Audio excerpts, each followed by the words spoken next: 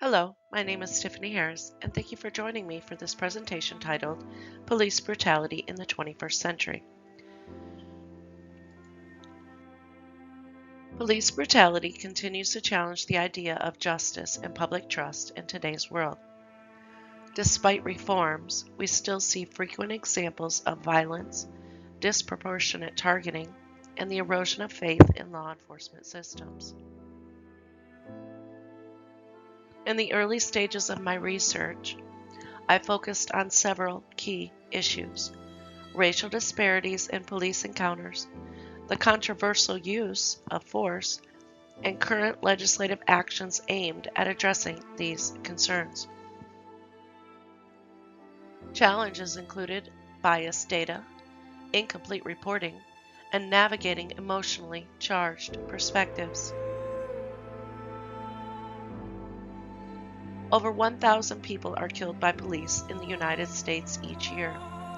Data reveals that minorities, especially Black Americans, are disproportionately affected. These statistics paint a troubling picture of unequal treatment under the law.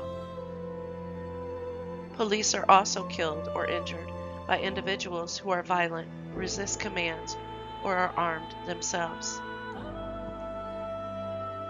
The widespread protests we see, from small towns to major cities, represent collective frustration. They are more than just demonstrations. They are calls for justice, transparency, and change. One common perspective is that police brutality is a systemic problem.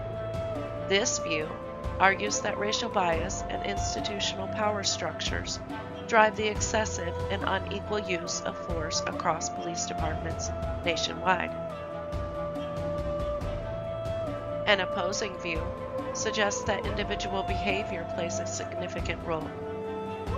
According to this perspective, many police encounters escalate when individuals resist or fail to comply with lawful commands, leading to force being used. My research was guided by these three central questions. Does police brutality still exist today? If so, how much of it is excessive or unjustified? And finally, are specific races or groups more often targeted than others? Video footage and witness accounts have become powerful tools in understanding how force is used. In many high-profile cases, this evidence shows that officers' actions were unnecessary or disproportionately aggressive.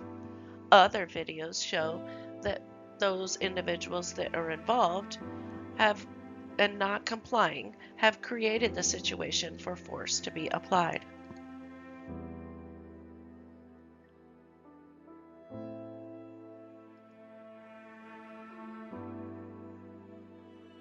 The emotional toll of these incidences has deeply impacted communities. Public sentiment has shifted. More people are demanding police reform, greater accountability, and in some cases, complete system overhauls. Projects focusing on tracking data are creating federal accountability. This erosion of trust is one of the most damaging outcomes. Even law-abiding citizens may hesitate to call the police or cooperate with them, not out of guilt, but out of fear for their safety.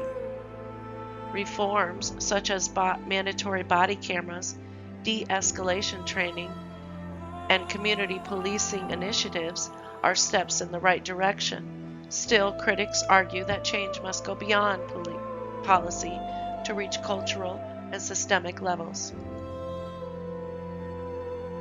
Some states have passed laws to increase transparency and accountability, while others continue to shield officers from consequences.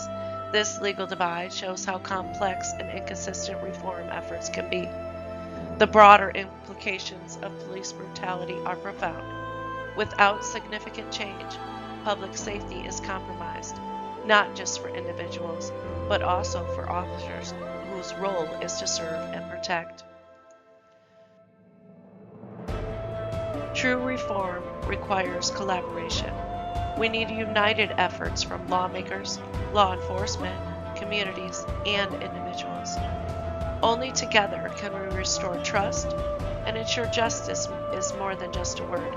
It must be a practice.